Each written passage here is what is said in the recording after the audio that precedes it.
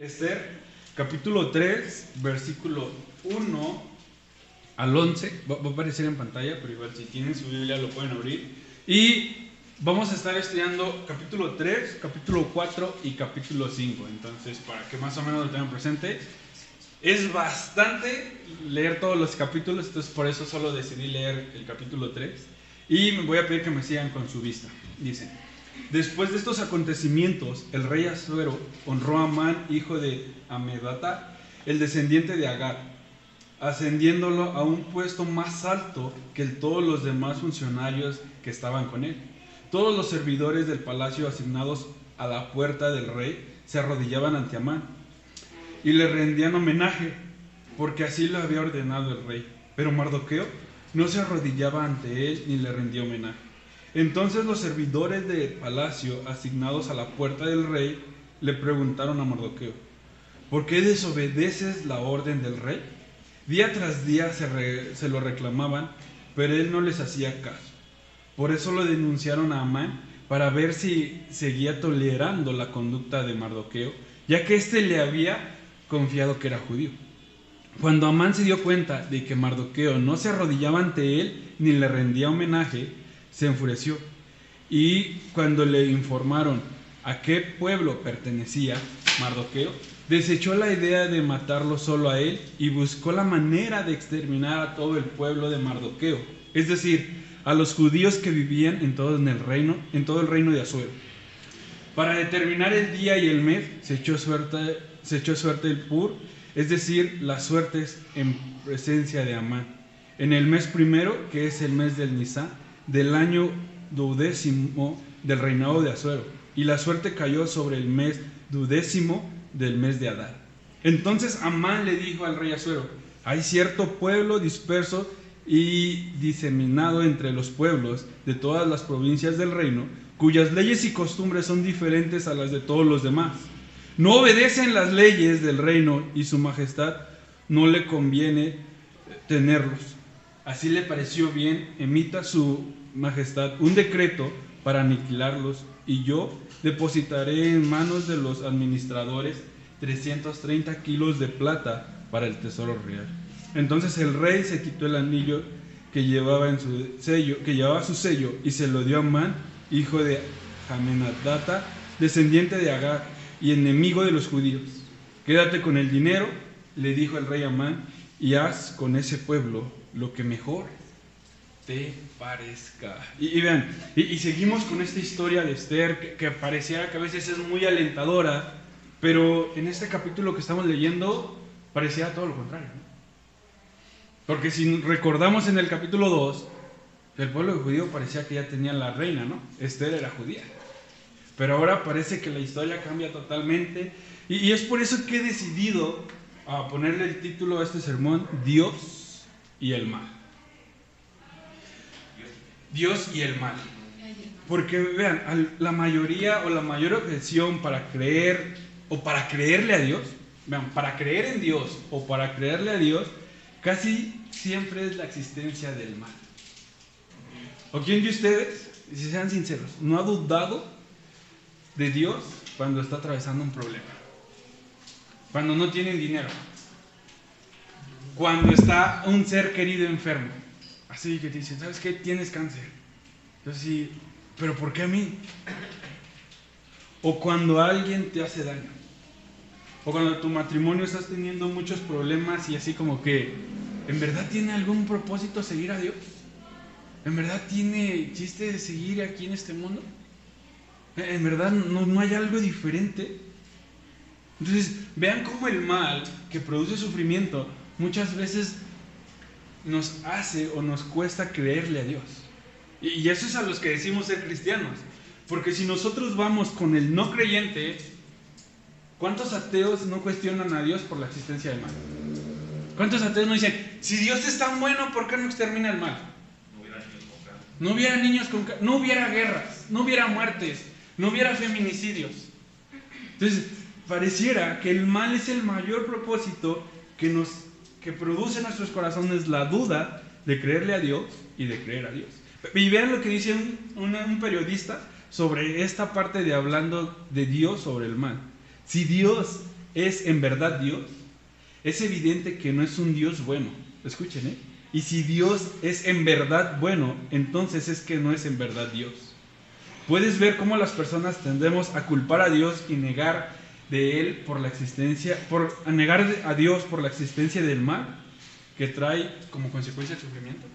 O sea, vean las personas, y no solo los no creyentes, sino también nosotros como creyentes, muchas veces dudamos de Dios cuando estamos en el sufrimiento, cuando estamos atravesando un mal.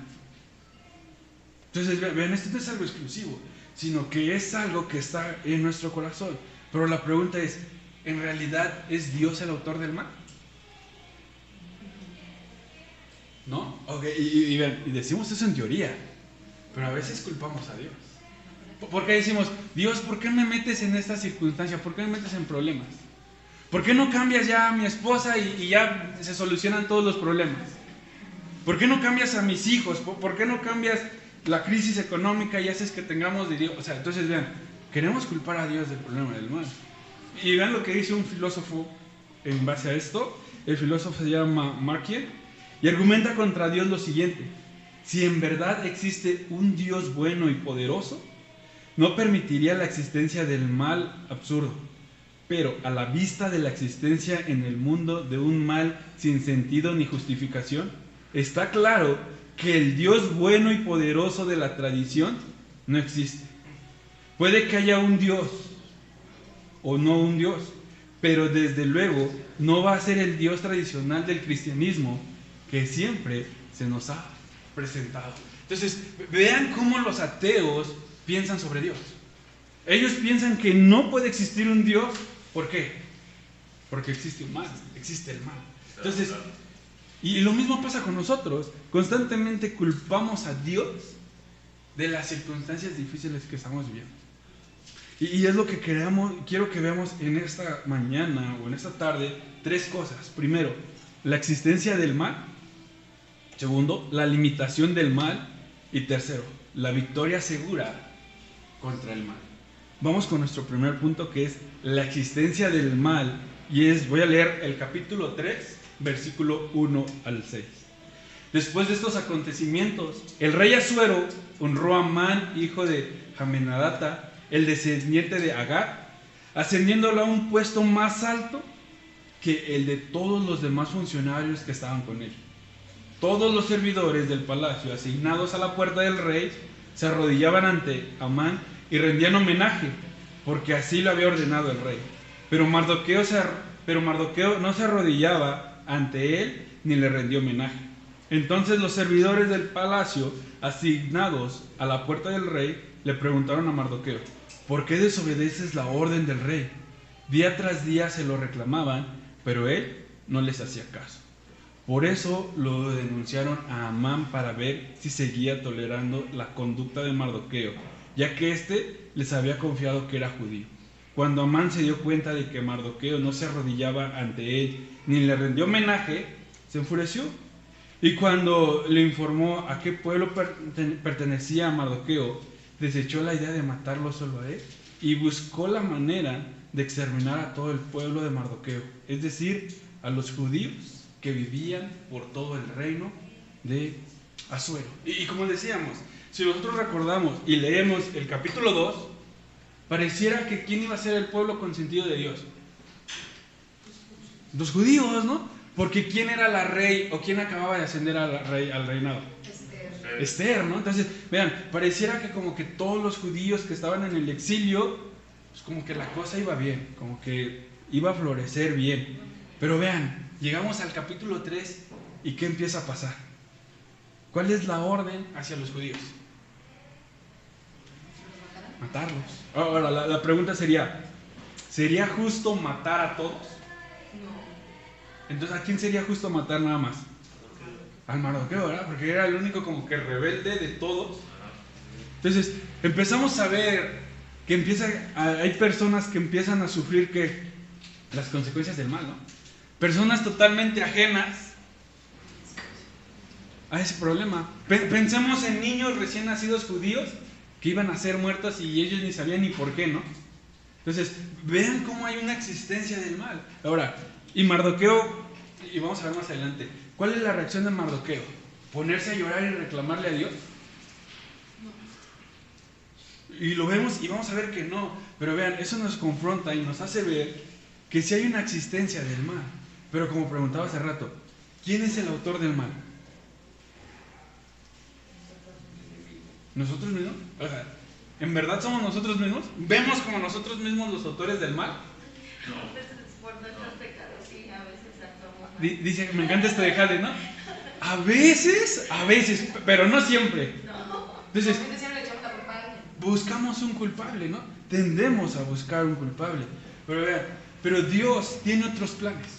Dios no quiere que tu vida sea llena de estabilidad, así como que súper fácil, súper bonita, sino que al igual que con Esther y Mardoqueo y con los judíos, Dios tiene otros planes para nuestras vidas. Porque vean, porque acaba de cambiar y hacer una vida cómoda para Esther, pero pareciera que va a cambiar. Pero la voy a usar para revelar que el mal existe. Entonces, las circunstancias que estás viviendo, Dios las va a usar para revelar que el mal existe y es una realidad en este mundo caído. Pero esto que quede claro, pero Él no es el autor del mal. El sufrimiento que tú puedes estar viviendo, Dios lo va a usar para revelar que hay pecado en este mundo. Pero siempre va a dejar en claro que Él no es el autor del mal. Él está ajeno al autor, pero esto no es algo exclusivo de la historia de Esther, como decía, ¿no? Pues las circunstancias que vives son para recordarte esto, que el mal existe, pero el autor no es Dios. Piensa en un problema que estés viviendo. Piensa en algo que han hecho en contra tuya.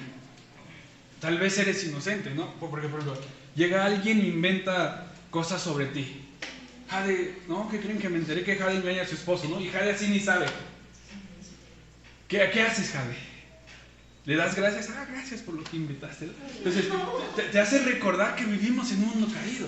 Te hace recordar que las circunstancias no son como tú quieres, pero que hay pecado y que Dios no es el autor de eso.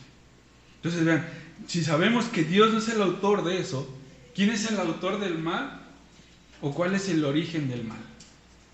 ¿Dónde está el origen del mal? En el hombre. En el hombre. Ok, pero vean, lo tenemos en la teoría y lo decimos rápido, en el hombre. Pero ¿quién de ustedes puede decir, el origen del mal está en mi corazón? El origen del mal está en que yo muchas veces no quiero nada con Dios. En que yo me estoy rebelando con Dios. No lo hacemos.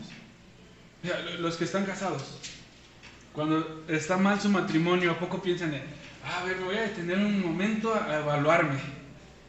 O sea, cuando tú platicas con alguien en una consejería en el matrimonio, es que él no hace esto, es que ella no hace esto, y es que no me atiende, y es que no me pone lonche, y es que todo esto, ¿no? O sea, todo el tiempo, el problema ¿quién es? La otra persona. La otra persona. Nunca soy yo. O sea, si pudiéramos ver, Amán, ¿a quién está culpando de no hacer lo que dijo el rey? A Mardoqueo, ¿no? Amán dijo, Mardoqueo se está rebelando, me voy a vengar. O sea, y no solo de Mardoqueo, sino voy a matar a todos. Entonces, puedes ver cómo somos buenos para decir, sí, el mal existe, pero en el hombre. ¿Pero en cuál hombre? En otro, no en mí. Yo no, yo soy bueno. Entonces, ve, esta historia de Amán y Mardoqueo solo nos recuerda que el mal existe y que el origen ¿en dónde está? En mi corazón. Y vean, en Shari dice cosas. Y es padrísimo porque Amán tenía como que muchas justificaciones. Si nosotros vamos a la historia de Israel y con los amalecitas, vamos a ver que traían como que rencillas desde el pasado. Y quiero ir a dos pasajes. Uno está en Éxodo 17:8 y mismo 17, 15 y 16 los voy a leer. Dice, los amalecitas vinieron a Refidim y atacaron a los israelitas. Versículo 15. Moisés edificó un altar y lo llamó el Señor es mi estandarte, y exclamó, echa mano al estandarte del Señor. La guerra del Señor contra Amalek será de generación en generación. Amán tenía el pretexto perfecto para justificar su guerra contra Israel. Sí, ¿no? Porque hasta podríamos decir, pues así como dice el texto, pues Dios ya lo había determinado, no es problema de Amán, ¿no? Estaba justificado. Y lo mismo hacemos nosotros, ¿no?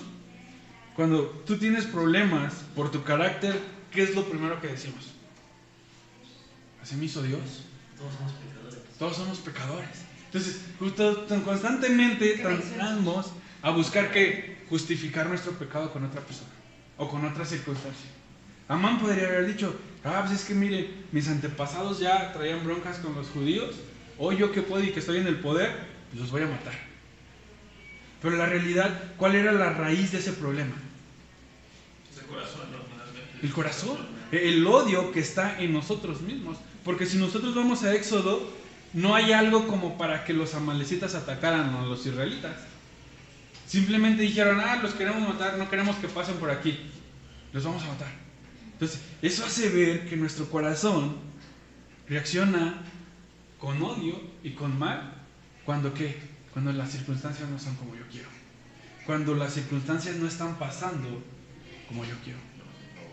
Y vean otro acontecimiento entre amalecitas e israelitas. Primera de Samuel 15, del 2, capítulo 15, versículo 2 al 3. Así dice el Señor Todopoderoso: he decidido castigar a los amalecitas por lo que le hicieron a Israel, pues no dejaron pasar al pueblo cuando salía de Egipto. Así que ve y ataca a los amalecitas ahora mismo, destruye por completo todo lo que les pertenezca, no les tengas compasión, mátalos a todos, hombres y mujeres, niños y recién nacidos, toros y ovejas, camellos y asnos. Entonces, creo que este pasaje explica claramente por qué Dios tiene guerra en contra de los amalecitas. No es porque a Dios se le haya ocurrido o porque Dios sea malo, sino porque ¿quién empezó el problema, la rebeldía en contra de Dios? Los amalecitas. ¿Por qué? Porque querían destruir ¿a quién? Al pueblo de Dios. Entonces ahora tú date cuenta, ¿en dónde empieza el problema de mal en tu corazón? En tu corazón. Empieza cuando tendemos ¿a qué? A rebelarnos en contra de Dios. Cuando queremos hacer nuestra voluntad y no la voluntad de Dios. O sea, ¿por qué se destruyen familias completas? Muchas veces por terreno, ¿no? Pero entonces empezamos a ver que el problema ¿en dónde está? En nuestro corazón. Piensa por qué tienes problemas con otra persona, con un amigo, con tu esposa, con tu vecino, con alguien que te cae mal. Piensa por qué son esos problemas. ¿Son porque no ama a Dios? ¿Son porque peca? ¿Son porque deshonra a Dios? ¿O los problemas son porque se rebela contra ti? O sea, todo el tiempo estamos queriendo matar a las personas como Amán. ¿Por qué? Porque no hacen nuestra voluntad. Todo el tiempo queremos destruir a la otra persona porque no está haciendo lo que yo quiero. Porque como Amán no me está dando la honra, ni se está arrodillando ante mí. Me está provocando problemas. Entonces, ¿te das cuenta cómo el problema del mal existe? Porque tenemos un corazón que se rebela en contra de Dios. O sea, no se rebela contra tu cónyuge, no se rebela contra tu pareja, no se rebela contra tus hijos, sino que tú primero te rebelas en contra de Dios. Con estos textos que acabamos de leer, podemos ver que el origen del mal no está en Dios, sino está en ¿dónde? En el corazón de los hombres. El origen del mal está en que tenemos un corazón que se rebela contra Dios. Ese es el origen del mal. O sea, no podemos culpar otra cosa, no podemos culpar cuestiones externas, sino que el origen del mal está en nuestro corazón rebelde. Ahora, y tú te vas a decir, ok, eso a lo mejor me dices, aplica para mis problemas en el matrimonio, para mis problemas en mi trabajo, donde yo constantemente estoy peleando con mi jefe. Pero ¿qué hay de esas enfermedades? Como decía Gustavo, ¿qué hay de los niños enfermos? ¿Qué hay de los feminicidios? ¿Qué hay de todas esas cosas donde las personas no hacen nada, pero reciben el mal? Esto nos debería recordar lo que pasó en Génesis, ¿no? O lo que pasó en el Edén, donde Dios dice que todo lo que Él creyó que fue bueno y perfecto. Pero cuando el hombre desobedeció a Dios, ¿qué pasó?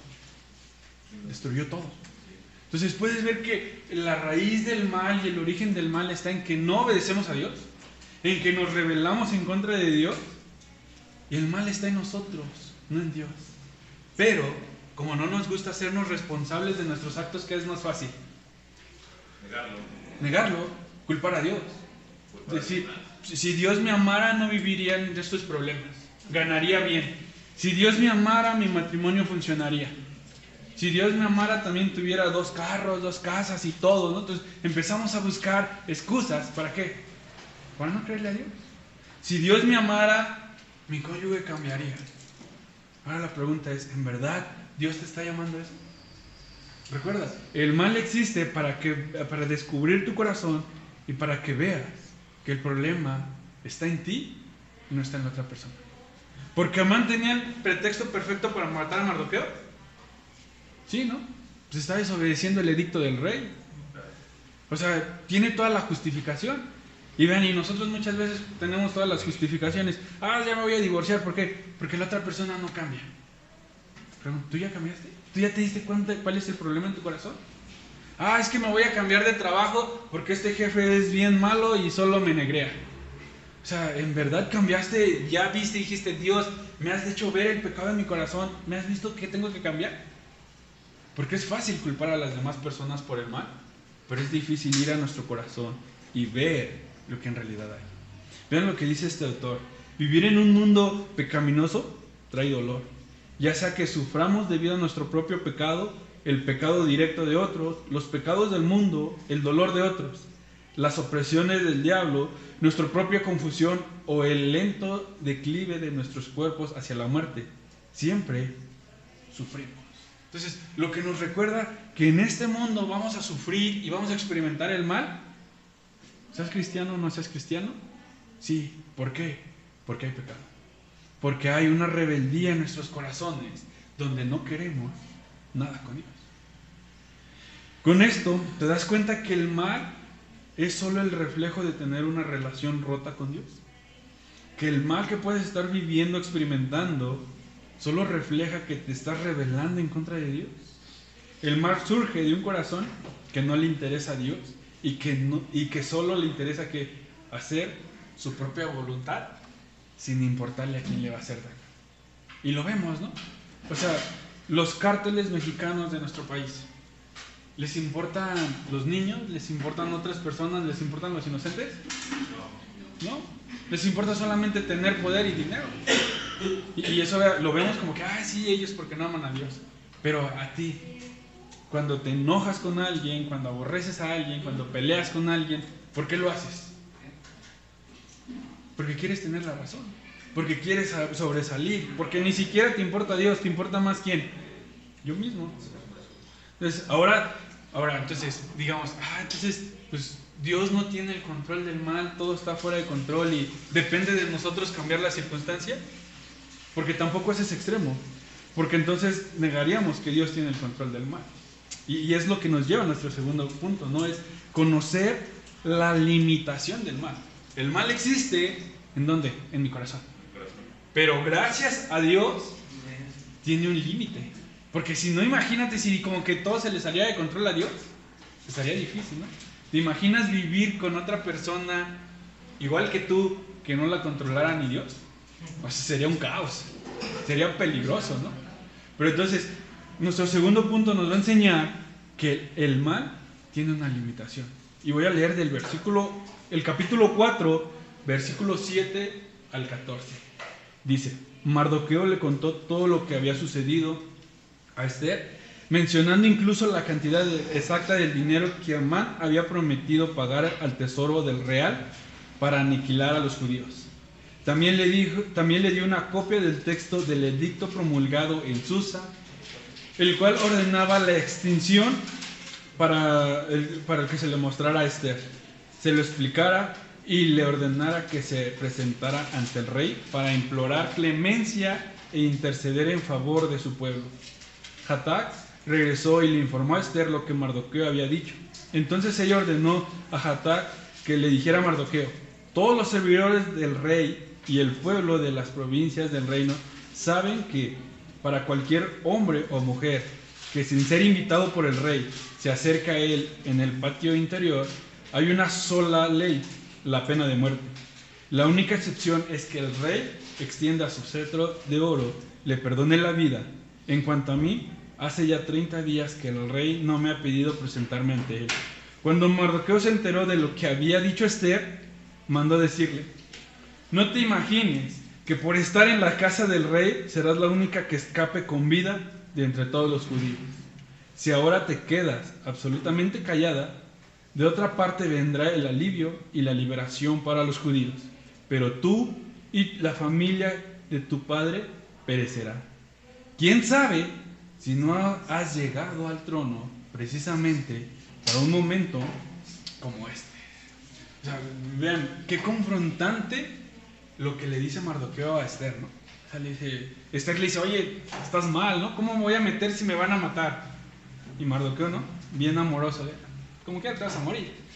O sea, te vas a morir, o sea, mejor haz algo, ¿no? Entonces, y hemos dicho que el mal existe, ¿por qué? Porque tenemos corazones rebeldes. Pero esto no quiere decir que cada uno de nosotros, o que el mal se pueda salir con la suya. Porque muchas veces lo vemos, y repito, ¿no? Cuando nos hacen ver un problema de nuestro carácter que está afectando a otra persona, ¿qué decimos? Ah, es que eres bien enojón. Dios así me hizo, así nací. O sea, en automático culpamos a Dios, ¿no? O sea, oye, es que no te gusta trabajar. Ah, no, pues Dios proveerá. Entonces, trabaje mucho, trabaje poco, ¿no? Entonces, empezamos a buscar excusas. ¿Para qué? Para nuestro problema. Y empezamos a decir, como que pues a Dios se le está saliendo de control, ¿no? Pero la historia de Mardoqueo y Esther nos recuerda que aunque el mal está sometido al poder de Dios y que éste no se gobierna por sí solo. Aunque muchas veces nosotros creemos lo contrario. Creemos que Dios perdió el control de nuestra vida, que Dios está como que improvisando, que se le salieron de plan nuestra vida y que nosotros le tenemos que ayudar. Hasta hay un dicho, ¿no? Que ayúdate que yo te ayudaré. Y está en la Biblia, según, nunca lo he encontrado, pero creemos cosas así. Entonces, vean, el mal solo existe para revelar que nuestro corazón es rebelde ante Dios, pero la mayor esperanza es que el mal tiene un límite. El mal no puede salirse con la suya, y lo vemos en esta historia, ¿no? Que Dios tenga el control de las cosas que pasan, sean buenas o sean malas, no quiere decir que nosotros debemos de permanecer pasivos y estar en un estado de comodidad. Porque Esther parecía que así estaba, ¿no? Como que, pues yo qué puedo hacer, pues ya pobres judíos, ¿no? Ni modo, se van a morir, yo no puedo hacer nada. Pero Esther la confronta, ¿no? Y repito, piensa en tu problema, piensa en el problema que tienes. La pregunta sería, ¿qué estás haciendo para cambiar la circunstancia? ¿Estás confrontando tu problema? ¿Estás viendo, los problemas en mi matrimonio son porque soy muy enojón? Los problemas en mi trabajo soy porque pues me enoja que me manden. O sea, estás trabajando, ¿no? ¿Qué quieres hacer? O sea, empieza a analizar tu corazón. O sea, los problemas con mis hijos tal vez son porque no hacen lo que yo diga y no me importa Dios. Empieza a analizar tu corazón. Deja de ser pasivo y esperar que Dios solucione todo, sino que empieza a ser activo y analizar las circunstancias de tu corazón. Empieza a analizar tu corazón y empieza a analizar por qué estás metido en ese problema. Mardoqueo lo hizo, ¿no? Mardoqueo dijo, ok, tenemos este problema, pero no podemos ser pasivos. Porque me encanta su respuesta de Mardoqueo, ¿no? Mira, Esther, si tú no haces algo, ¿qué le dijo? Ya estamos muertos porque nuestra esperanza está en ti. Dios va a traer la esperanza ¿de dónde? De cualquier parte. Entonces, si tú no empiezas a cambiar y a ver que necesitas de Cristo, a ver que necesitas, que tienes un problema en tu corazón de rebeldía, créeme que Dios te lo va a hacer ver de cualquier forma. Y a veces no son formas sencillas, son formas dolorosas. Te va a empezar a trabajar en tu corazón de una forma que después va a decir, Dios, ya estuvo, ¿no? O sea, agarra otro, ¿no? A mí no.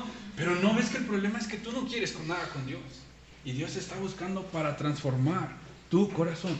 Esto lo podemos ver en la relación que Mardoqueo tuvo. Pues él creía fielmente en que Dios tenía el poder de cambiar las circunstancias, pero él fue activo en buscar una solución aprovechando los recursos que tenía. ¿Estás siendo activo aprovechando los recursos que Dios te ha dado? Tengo un problema, necesito cambiar mi carácter, voy a ir a consejería. Tengo un problema, necesito que alguien me ayude a salvar mi matrimonio. Necesito que los de la iglesia me ayuden, que me lleven a Cristo. ¿Estás haciendo eso? ¿O estás esperando que Dios te traiga las soluciones? Porque sería ilógico, ¿no? Como que, No tengo trabajo.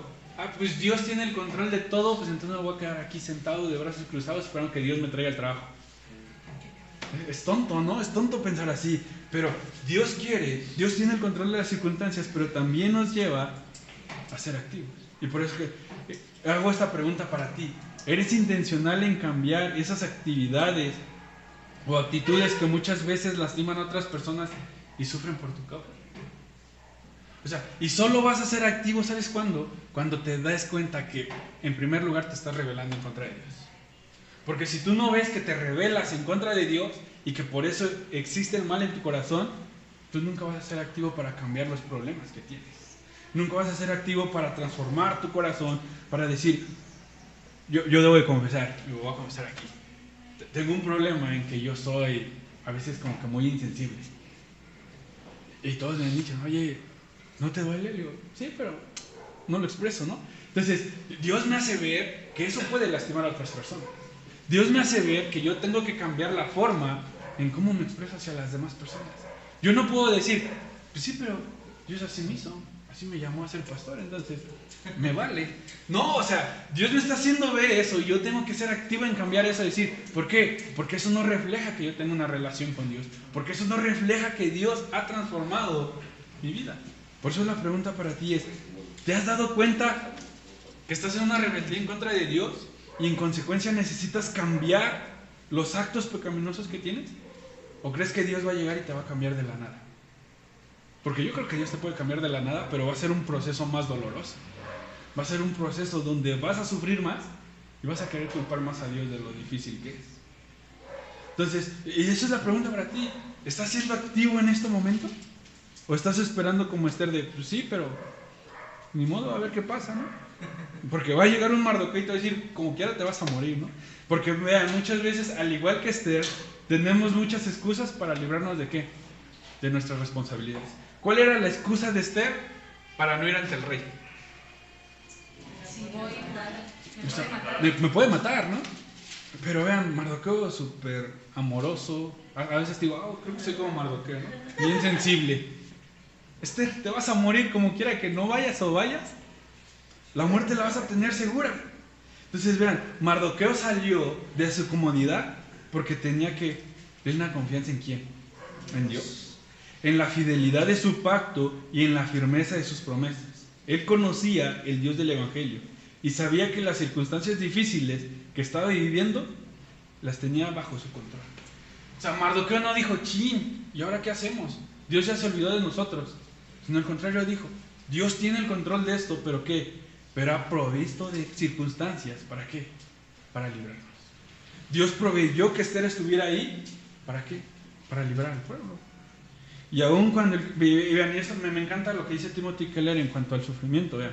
Y aún cuando el cristianismo no da una respuesta directa e inmediata en cada caso particular de sufrimiento, pone a nuestra disposición recursos de honda calidad para poder hacer frente al sufrimiento de una forma esperanzadora y con valentía, en vez de dejarnos llevar por la amargura y la desesperanza. Puedes ver esto como una realidad en tu vida, puedes decir, a pesar de que nadie o difícilmente alguien en la iglesia te va a explicar el por qué estás viviendo esta circunstancia, porque si tú vienes y me preguntas, oye, mis hijos no me obedecen, mis hijos no quieren nada con Dios, yo te digo, no tengo la respuesta. Pero el cristianismo que da una esperanza para afrontar de forma diferente que los problemas. Si tú estás teniendo problemas en tu matrimonio, créeme que nadie va a bajar del cielo y decir, mira, es por esto y Dios quiere lograr esto. No, pero sí te podemos dar una esperanza de que en Cristo hay una esperanza de cambio. De que cuando tú te das cuenta que tu corazón está en rebeldía, te vas a dar cuenta que Dios está gobernando esas circunstancias. ¿Para qué? Para cambiar tu corazón. Para hacerte ver que necesitas de Dios y para hacerte ver que el mal está donde, bajo el dominio de ¿quién? De Dios. El mal no se ha salido de control. Y lo vemos en el versículo 14. Me encanta ese versículo, me encantó cuando lo leí. Dice, si ahora te quedas absolutamente callada, de otra parte vendrá el alivio y la liberación para los judíos. Pero tú y tu familia de tu padre perecerán. ¿Quién sabe si no has llegado al trono precisamente para un momento como este? ¿cuál es tu pregunta en el sufrimiento? Cuando estás sufriendo, estás experimentando el mal, ¿cuál es tu pregunta? ¿Por qué a mí? ¿Y por qué no nos preguntamos esto?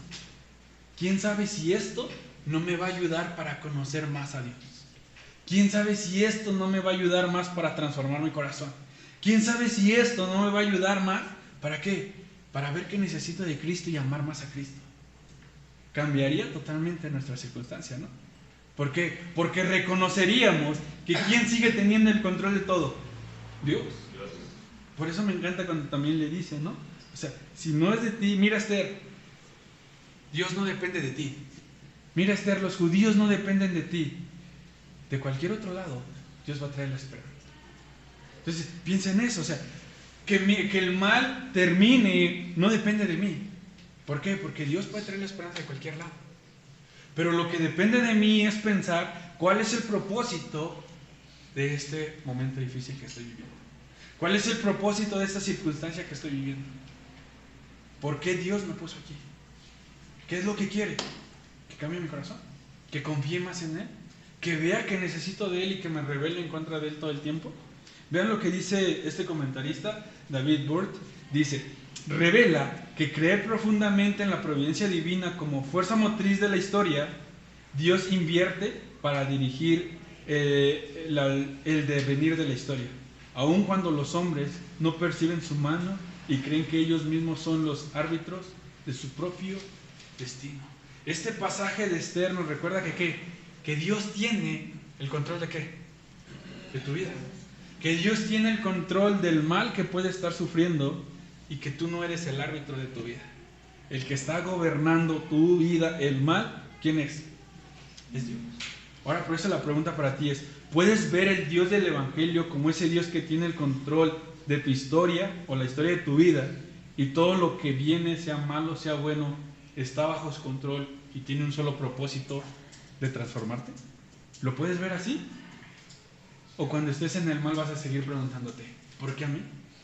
¿Por qué yo? ¿Por qué otra vez yo, Dios? ¿Por qué no aquel que se ve que no te ama? Porque eso cambiaría distintivamente el sufrimiento. Lo veríamos, pero lo veríamos que tiene un límite, que no va a pasar más allá. Porque vean, el sufrimiento revela o aceptar el sufrimiento revela que creemos que Dios dirige la historia de tal modo que a la postre siempre entraña bien a los fieles y perdición a los incrédulos. Esto es motivo tanto de gloriosa esperanza como de sobrio temor. Por eso Mardoqueo advierte a Esther acerca de las consecuencias de aquel silencio, que significaría la negación de su fe y la entrega a la infidelidad. Entonces, puedes ver que cuando estás renegando del mal y que crees que el mal ya triunfó, solo estás diciendo, Dios, tú estás limitado y no tienes el poder. Dios, tú no me estás funcionando a mí. Cuando renegamos del mal estamos actuando de esa forma. Por eso Mardoqueo nos recuerda y nos dice, no, el mal está para que tú te recuerdes que Dios tiene el control, pero también para que veas en quién estás confiando, para que veas qué tipo de Dios estás confiando. Si crees en un Dios que está limitado, pues créeme, déjame decirte que no es el Dios del Evangelio. Porque yo creo que el Dios del Evangelio usa el mal ¿para qué? Para cambiar mi corazón, para poderlo amar, para poder experimentar y acercarme más a Él. Porque tengo una esperanza de que el mal va a tener un fin. El mal va a terminar y Dios es eterno. Esa es la gran diferencia que hay. Entonces, con la gran limitación y la esperanza que hay. Digan, creer que Dios tiene el control sobre el mal nos lleva a tener una esperanza en que algún día todo lo malo que te pasa en este mundo caído se va a terminar. Y algún día que tendremos una vida de victoria total. Algún día tendremos esa esperanza donde ya no exista el mal. Y es lo que nos lleva a la victoria segura contra el mal. Nuestro último punto. Capítulo 5, versículo 1 al 8. Al tercer día, después de que Esther ayunó 3 días porque estaba orando a Dios para ver, Esther se puso sus vestiduras real y se fue a pararse en el patio interior del palacio. Recuerden que la podían matar. Frente a la sala del rey. El rey estaba sentado allí en su trono real frente a la puerta de entrada. Cuando vio a la reina Esther de pie en el patio, se mostró complacido con ella y le extendió el cetro de oro que tenía en la mano. Entonces Esther se acercó y tocó la punta del centro. El rey le preguntó: ¿qué te pasa, mi reina? ¿Qué te pasa, reina Esther? ¿Cuál es tu petición? Aun cuando fuera la mitad de mi reino te la concedería. Si le parece bien a su majestad, respondió Esther, venga hoy al banquete que ofrezco en su honor y traiga también a Amán. Vayan de inmediato por Amán para que podamos cumplir con el deseo de Esther, ordenó el rey. Así que el rey y Amán fueron al banquete que ofreció Esther. Cuando estaban brindando, el rey volvió a preguntarle a Esther: dime qué deseas y te lo concederé. ¿Cuál es tu petición? Aun cuando fuera la mitad del reino, te lo concedería. Esther respondió: mi deseo y mi petición es que, si me he ganado el favor de su majestad, si le agrada cumplir mi deseo y conocer mi petición, venga mañana con Amán al banquete que les ofreceré, y entonces le daré la respuesta. Y vean, Esther, ¿qué dijo cuando Mardoqueo la mandó con el rey? Me va a matar. Pero vean cómo Dios tenía el control. ¿Qué le pasó a Esther? Halló el favor del rey. O sea, es increíble, ¿no? La respuesta del rey, ¿qué le dijo? ¿Qué quieres? ¿Qué quieres, mi reina? Mi reina. ¿La mitad de mi reino? ¿Qué quieres? Pídeme lo que quieras, te lo concedo. O sea, puedes ver cómo nuestro miedo y nuestra desconfianza a Dios nos llevan a imaginar cosas, a crear problemas que no existen. Porque la historia es totalmente diferente, ¿no? O sea, Esther yo creo que nunca imaginó esta respuesta. Entonces vean, después de que pareciera que el final del pueblo judío estaba confirmado y que nadie los iba a liberar, Mardoqueo fue y confrontó a Esther, la cual pareciera que no iba a salir de su zona de confort. Para Esther era más tranquilo estar ahí y no ir ante el rey. Pero en el capítulo 5 podemos ver que Esther fue activa en su responsabilidad de ir ante el rey, aún sabiendo que podía morir. Aún sabiendo que podía morir. ¿Por qué? Porque Esther estaba confiando en ese Dios que tenía el control de las cosas. Y si confiamos en ese Dios que tiene el control de las cosas, sabemos que ese Dios tiene promesas. Sabemos que ese Dios nos tiene una promesa. ¿Y cuál es la mayor promesa del Evangelio? Estar con Él. O sea, vean, en verdad, en medio del mal, ¿te recuerdas esa promesa? En medio del sufrimiento, ¿te recuerdas esa promesa? No. Empezamos a crear promesas, ¿no? De, soy hijo de un rey, no tengo por qué sufrir. Soy hijo de un rey, tengo que vivir bien y cosas así. Entonces, vean, la mayor promesa del Evangelio es poder tener una, relación con Dios. Pero esta historia de Esther, donde se presenta donde parece que el mal ha triunfado y que cualquier forma va a morir, nos debe de recordar una historia aún más maravillosa. La historia de alguien que entró al tribunal del rey, pero sí murió. La historia de alguien, y ven, irónicamente, Esther iba a morir o estaba dispuesta a morir ¿por quién? Por sus hermanos, por su sangre, por sus paisanos, ¿no? Lo queremos llamar. Pero Cristo murió ¿por quién? Por sus enemigos. Es totalmente irónico, ¿no? Porque si nosotros vemos a Amán, ¿qué quería hacer con sus enemigos? Matarlos.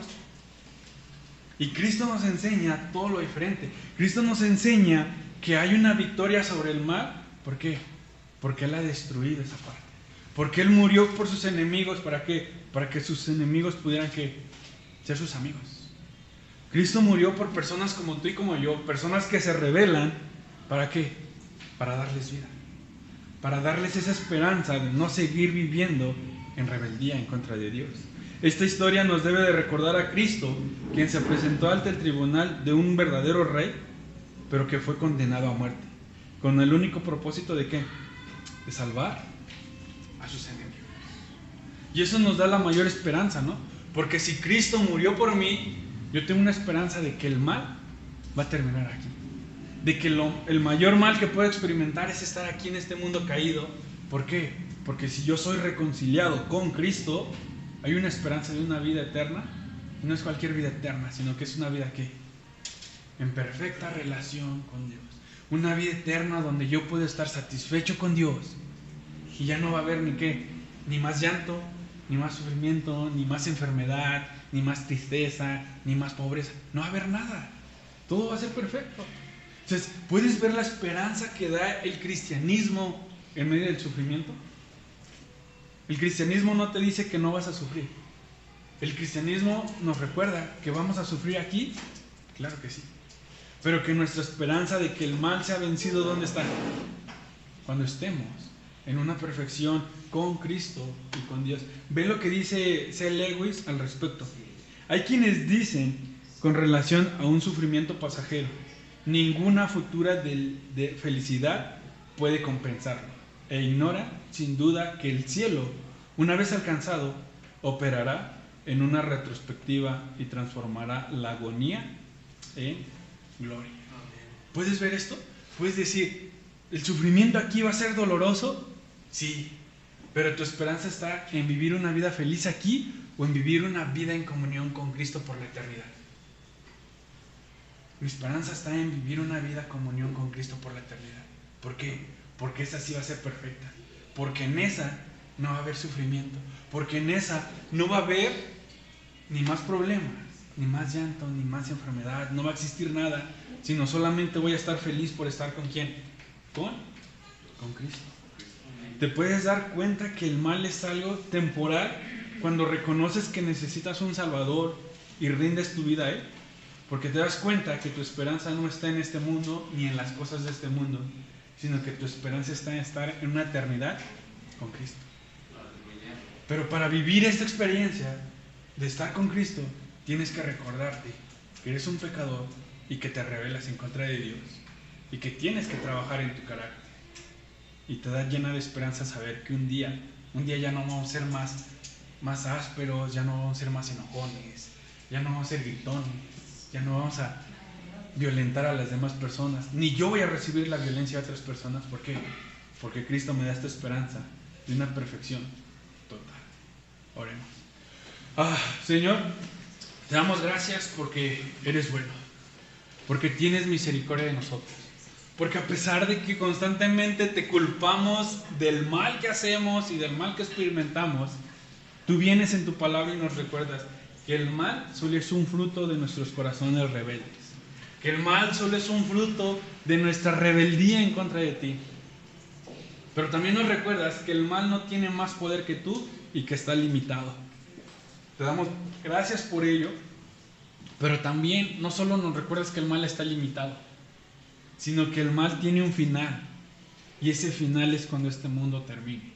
Porque a los que te amamos y a los que buscamos tener una comunión contigo, nos das la promesa de tener una vida perfecta en la eternidad, una vida completa relación contigo, para ayudarnos a creer esa verdad y a esperar en esa verdad, Padre. Te pedimos todo esto en el nombre de tu Hijo amado, Cristo Jesús. Amén.